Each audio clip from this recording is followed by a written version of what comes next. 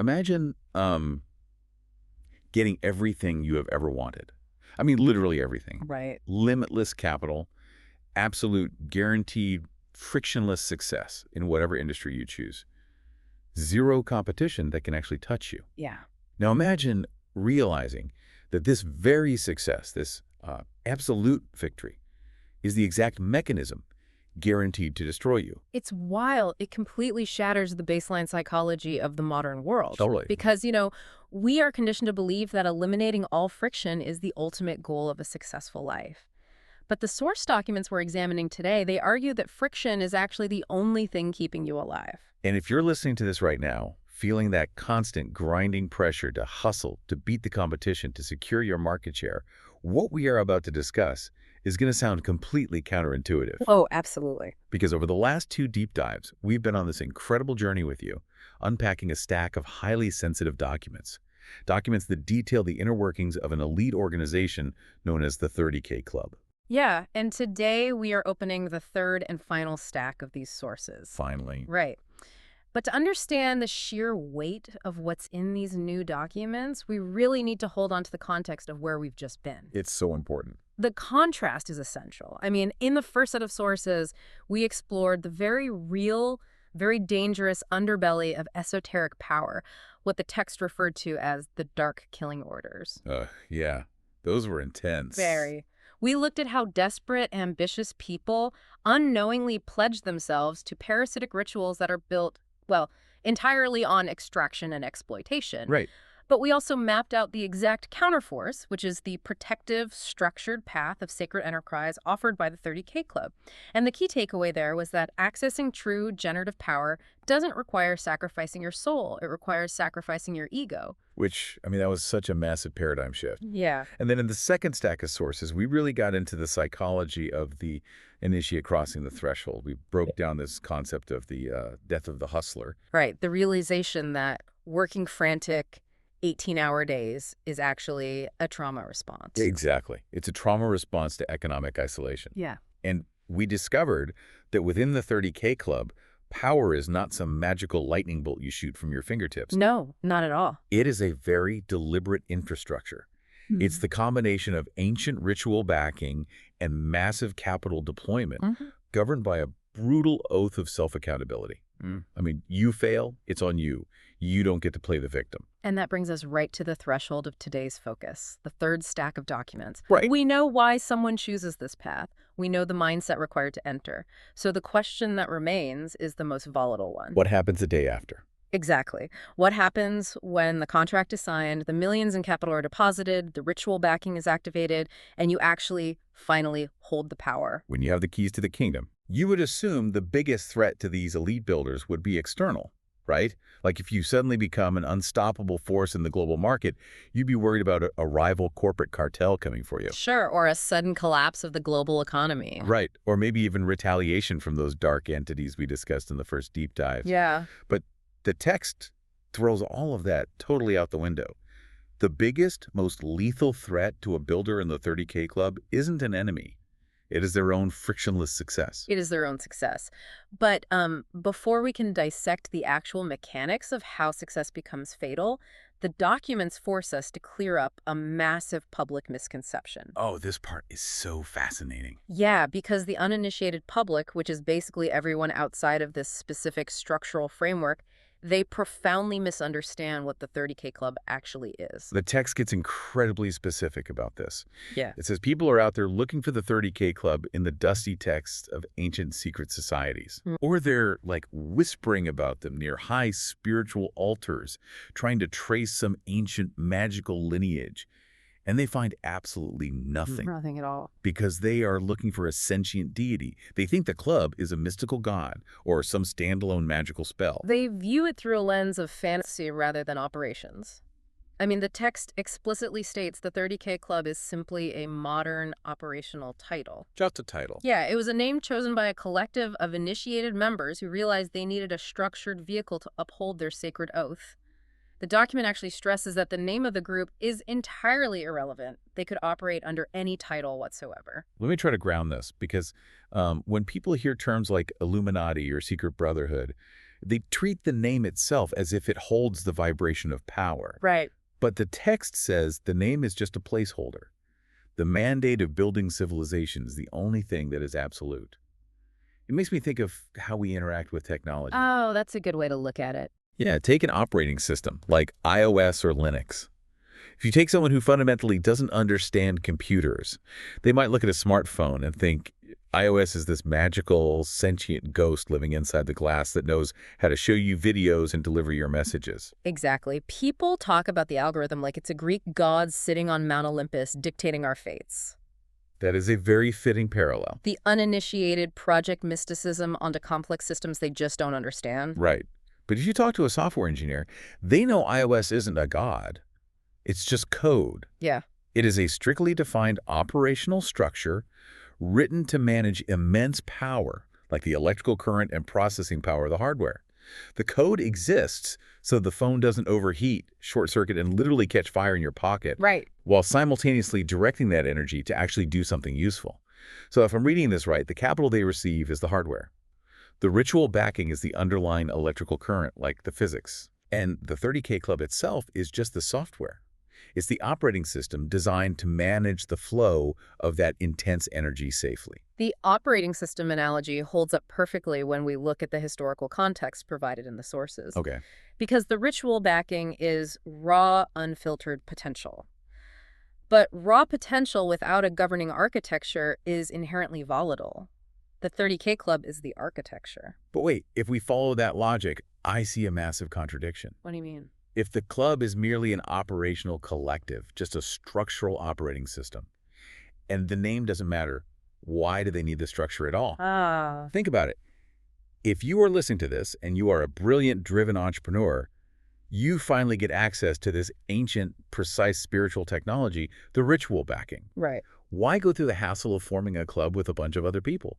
Why not just install that operating system on your own private server? Why not just operate individually as a rogue, spiritually backed billionaire dominating the globe on your own terms? Well, you are touching on the exact realization that terrified the founding members. Really? Yeah. You are assuming that human rationality holds up when exposed to infinite frictionless leverage. And the documents argue that it absolutely does not. When an entrepreneur receives genuine ritual backing, they prosper to heights that make their power undeniable. They experience supreme leverage in the marketplace. Right, they just win. Exactly. But supreme leverage creates a psychological vacuum. If an entrepreneur receives this backing and operates entirely alone, without an organizational structure holding them accountable to the original mandate, human nature inevitably takes over. Because there's no one checking their math. Right. There is no external force pushing back against their impulses. Exactly that. Without the collective architecture, a solo builder will inevitably succumb to the urge to hoard. They will start acquiring market share, buying up supply chains, and crushing competitors, not because it builds a better civilization, but simply because they can. Wow. Because the friction is gone. Exactly. Because the friction is gone. And according to the spiritual laws governing this sacred enterprise, that instinct to hoard triggers an immediate energetic short circuit. So it destroys them. Yes. Yeah. The structure of the 30K Club was built specifically as a guardrail against the gravity of human greed. It's a collective mechanism designed to keep these individuals from accidentally obliterating themselves with their own unchecked power. So it's a harness. Yeah. You strap yourself into this organizational harness so that when the gravity of normal economic struggle turns off, you don't just float out into the vacuum of space and suffocate. That's a great way to put it. Which brings us directly into the specific temptation these founders were terrified of. Yeah. Because the sources don't just say, hoarding is bad. No, they get very specific. They get incredibly granular about the mechanics of what happens when winning becomes too easy. Yeah. So what is the actual trap? Well, the trap is codified in what the order calls the fifth commandment. The text explains that when an enterprise operates with genuine ritual backing, the struggle to crush your competition essentially vanishes. The unseen laws of what the documents call energetic circulation ensure that your assets multiply with a terrifying ease. Terrifying ease. I love that phrasing. Yeah. It's no longer a matter of if you will dominate your sector, but rather how fast the dominance compounds. Right. But this frictionless environment triggers the fifth commandment, which states, monopoly is a path of death. Monopoly is a path of death. Let's just sit with that for a second. Right. Yeah. If you go to any top-tier business school today, or if you listen to aggressive Wall Street analysts, the underlying unquestioned goal of corporate strategy is monopoly. Absolutely. You want to build an economic moat so wide that no one can cross it. You want to own the entire market, control pricing, and be the only game in town. It is universally viewed as the absolute pinnacle of corporate success. And this is where the split between uninitiated capitalism and sacred enterprise becomes irreconcilable. In the uninitiated world, a monopoly is the trophy. In the framework of the 30K Club, crossing the line from an architect of society to a monopolistic oppressor is an absolute death sentence. But why? How does that actually work in reality? If I have limitless capital and a spiritual backing that removes friction, and I use it to buy up all my competitors, how does that kill me? We have to look at the mechanics of energetic circulation. The ritual backing you receive isn't a blank check for your ego. They get the backing. They build a revolutionary communication platform. Because they have no friction, they rapidly acquire 1 billion users. Right. But then, instead of innovating further to elevate society, they decide they just want total control. So they start buying up every small startup that poses a mild threat, and they shut them down. Yeah, we see this all the time. Exactly. They lock developers out of their ecosystem. They squeeze their users for maximum profit while delivering zero new value. Now, in the normal world, Wall Street applauds that as ruthless efficiency. Oh, their stock would skyrocket. Right. But you're saying under the laws of the 30K Club, that stagnation acts like a literal blockage in an artery. That is the precise mechanism. The energy of the ritual backing requires movement. When the founder in your example stops creating and starts solely extracting when they choke the ecosystem, the energy has nowhere to go. So it backs up. It backs up. The documents describe this as the core tragedy of the inner circle. The elders of the order have watched brilliant builders construct massive, sprawling empires, only to be destroyed by the very ritual that elevated them. Wait, so it's not a metaphor. The text says the ritual literally destroys them. The structure collapses. It manifests in various ways.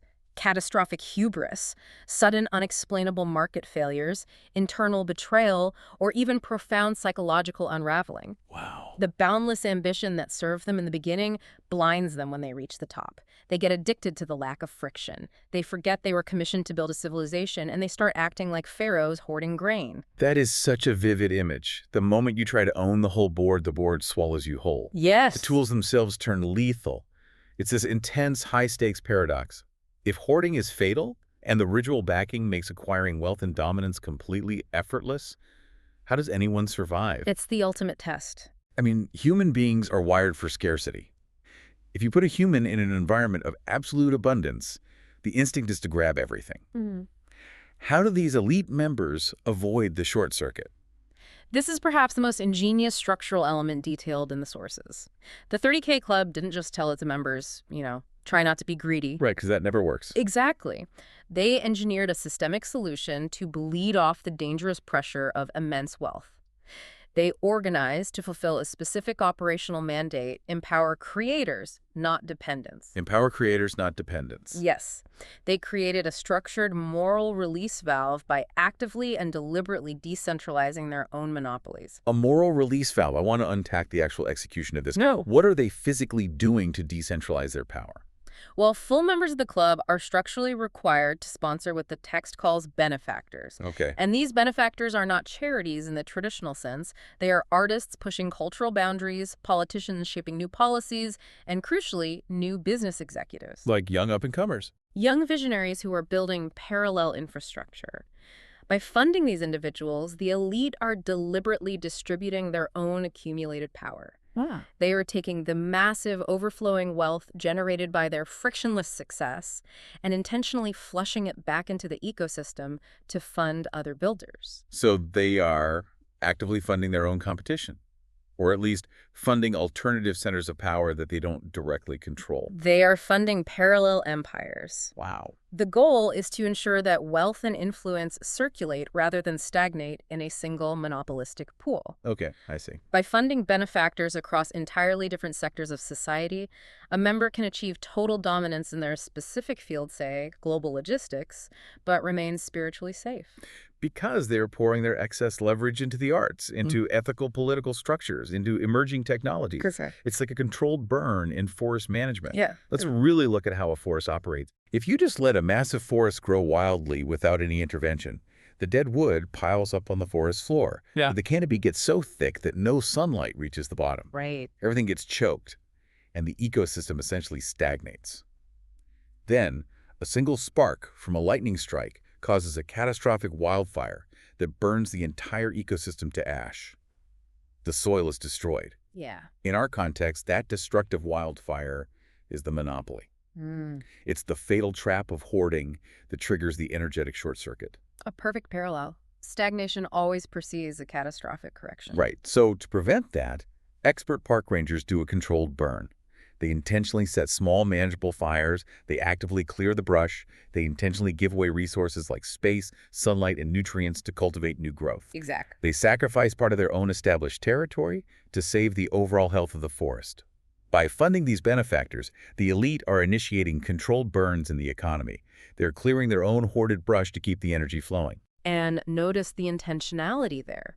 A controlled burn is a highly engineered act of preservation. The ecosystem analogy aligns flawlessly with the concept of energetic circulation. Yeah.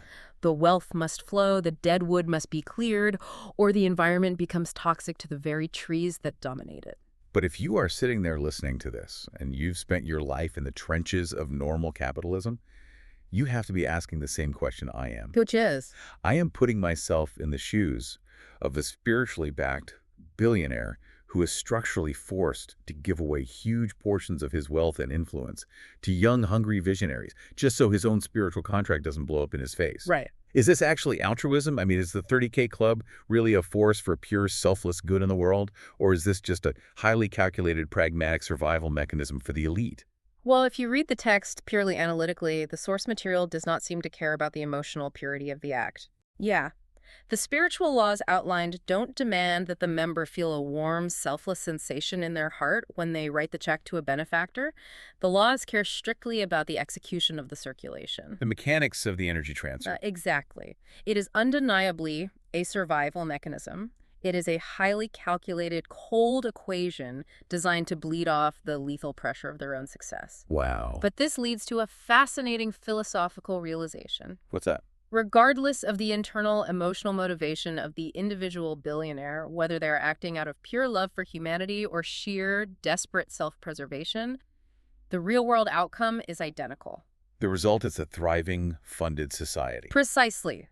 Yeah. They have engineered an organizational structure where selfishness is essentially weaponized to produce generosity. Weaponized selfishness. You are structurally forced to be fiercely generous in order to survive your own greed. That is a staggering concept. They took the deepest flaw of human nature, the desire to survive and hoard, and built an operating system that forces that energy to produce civilization. Instead of a soulless corporate dystopia where one company owns everything, you get a dynamic, constantly regenerating society fueled by the surplus of the elite. Yes. But this brings us to a really uncomfortable realization about the nature of the organization itself. The question of enforcement. Right. We've established that the organization forces you to give away power to survive. The 30K Club acts as this structural guardrail. Yeah. But what happens if a member ignores the guardrail? Let's say someone crosses the threshold, takes the oath, receives the capital and the ritual backing, and then their ego takes over. Right. They decide, you know what, I'm going to keep it all. I'm going to build a total monopoly, and I refuse to sponsor any benefactors. What does the club do? This is a great question. Does the leadership of the 30K Club convene a tribunal? Do they send a hit squad to ruin the members' reputation or freeze their bank accounts? This is perhaps the most sobering revelation in the entire third stack of documents. We talked earlier about how the public projects their own fantasies onto these organizations. The text points out that the public tells themselves a very comforting lie to explain the rise and fall of powerful figures. If a member of the elite is destroyed by scandal or financial ruin, The public whispers, oh, the club killed him because he stepped out of line. Right. And if a figure rises to unprecedented dominance, they say, the club made him. It's the classic Illuminati trope. It's always the shadowy puppet masters pulling the strings behind the curtain, rewarding the loyal and punishing the traitors. But the documents completely shatter that narrative. The text states unequivocally that the 30K Club has no mind of its own. It is not a sentient enforcer, it does not punish, and it does not crown. It does not punish and it does not crown. The organization defines itself merely as the armory. The armory. Its only function is to hand the initiated member the unfiltered resources, the massive financial capital, and the ancient ritual backing. And once the weapon is handed over, the organization steps back. It just hands you the weapon and walks away. That is terrifying. It highlights the psychological terror of absolute neutrality. The sword they hand you in the armory is double-edged. The organization will not save you from yourself. Wow. If you try to hoard the energy, the spiritual mechanism of the backing itself will short-circuit and destroy your empire. But the organization, the collective of other members, did not order a hit on you. They didn't freeze your accounts. The underlying physics of the energy you misused is what burned you. Exactly. Your ultimate fate, whether that is building a thriving civilization or succumbing to fatal greed, is entirely tied to your own internal discipline. It's the ultimate hands-off approach. Think about the implications of that neutrality. If you hand someone a tool of immense power and you remove all the traditional friction of the world, whatever is inside that person is going to be magnified 1,000 times over. Yes. But if I try to look at this critically, I find myself wanting to challenge the text's framing here. Go for it. Isn't it incredibly convenient for this elite organization to say, hey, we just gave him the supernatural weapon and $1 billion. It's totally his fault he misused it and destroyed his own life and collateral businesses. I see where you're going with this. Like in normal legal terms, if you hand a loaded weapon to someone who is reckless, you hold liability. The text makes it sound like a brilliant, cosmic legal disclaimer to wash their hands of any responsibility for the wreckage caused by their failed members. It does sound like a convenient loophole if you try to view it through the lens of modern corporate liability or standard legal frameworks. Yeah. But the sources are not operating on modern legal theory. They are operating on esoteric law. If we tie this absolute neutrality back to the oath of self-accountability we discussed in the earlier deep dive, it reveals a much deeper psychological truth. Okay, unpack that. Framed through the lens of this final set of documents, this neutrality isn't a cop-out by the club to avoid blame. It is the ultimate filter for human sovereignty. A filter for sovereignty. How so? Well, the text argues that the uninitiated public deeply wants to believe in a punishing sentient Illuminati because that belief is comfortable. It removes the individual's agency. Because if the club is an evil entity pulling the strings, then the individual who failed is just a helpless victim of a vast conspiracy. Exactly. And as a culture, we really love a victim narrative. It absolves us of responsibility. It is a very comforting story. But admitting the truth is much harder. Admitting that a man was destroyed entirely by his own lack of internal discipline, his own unchecked greed, precisely at the moment he was given absolute freedom and absolute power, that is a terrifying pill for society to swallow. Because it forces every single one of us to look in the mirror. It strips away every excuse. Yes. The neutrality of the armory forces the individual to confront their true, naked nature. When there is no external boss to fire you, no rival cartel to defeat you, and no poverty to restrict your movements, who are you? Right. The armory doesn't care. It just reveals who you are by giving you the leverage to magnify your internal state. If your baseline internal state is greed and insecurity, the power will magnify that greed until it consumes you and your empire. If your internal state is disciplined creation and a desire to serve life, the power will magnify that until you build a civilization. The environment of zero friction is the ultimate judge of character, which makes the entire journey through these 3 stacks of documents so profoundly cohesive. Let's try to synthesize all of this, because the sheer density of the insights we've pulled from this material is staggering. It demands a complete recalibration of how we view power. It really does. I mean, we started this journey looking at the darkest corners of esoteric ambition. We looked at the dark, extractive rituals of the killing orders of the cartels built on blood and exploitation. Right. And we contrasted them with the clean, protective, structural infrastructure of sacred enterprise found within the 30K Club. We learned that the frantic 18-hour hustle is just a symptom of powerlessness and trauma, Yeah, that was a big one. and that true elite builders operate from a place of profound stillness, utilizing ritual backing as a reliable infrastructure. And today, we've unraveled the biggest mystery of all, the extreme danger of holding that power. Yes. We've learned that true dominance isn't about acquiring leverage over others. It's about having the unyielding internal discipline to survive your own frictionless success. The esoteric infrastructure tests the human soul not through hardship or adversity, but through the absolute lack of it. We've learned that the 30K Club isn't some mystical, bearded god sitting on a throne dictating world events. It's an operational software. It's an armory that hands you the tools to conquer your economy. Exactly. But in doing so, it places the terrifying burden on your shoulders. It demands that you actively decentralize your wealth. It forces you to sponsor benefactors, to clear the brush in the forest, and to fund the future, specifically to avoid the fatal trap of monopolies. Because if you try to win the game by owning the whole board, the underlying energetic physics will short-circuit and swallow you whole. The laws of energetic circulation outlined in the text are absolute and unforgiving. You cannot hoard the breath of life. You have to exhale. The moment you hold your breath to keep the oxygen all to yourself, you suffocate. You have to exhale. That Yes. perfectly encapsulates the mandate. We've spent all this time dissecting the philosophy of this elite order, looking at the dangers of having the power to do whatever you want. Yeah. And I think it's very easy for us to sit back as observers and intellectually analyze these hypothetical billionaires and visionaries as if they are characters in a novel. Sure, it's easy to distance ourselves. But the whole point of this source material is that this isn't fiction. No. The threshold is open. The Yeah. registry exists. This is a real, active infrastructure making immense demands on ambitious minds right now. It is an active ecosystem, and its primary demand is rigorous self-reflection. So I want to leave the listener with a final lingering thought experiment to ponder long after this conversation ends. It's one thing to judge the failures of those who couldn't handle the power, to point fingers at the monopolists who burn their own empires to the ground, but turn that lens inward. If you are sitting there listening to this, I want you to ask yourself, Yeah. if tomorrow morning the armory opened its doors to you, if you were handed unfiltered resources, limitless capital, ancient ritual backing, and the promise of absolute frictionless success, who would you become in the vacuum of that power? Wow. Would you possess the internal discipline to act as an architect and build a civilization? Or would your own hidden ambitions accidentally construct a monopoly that becomes your ultimate prison? That is the ultimate question, isn't it? The armory is open, the tools are neutral, but the warrior has to truly know themselves before they pick up the sword. Well said. Thank you so much for joining us on this intense three-part exploration of this incredible source material.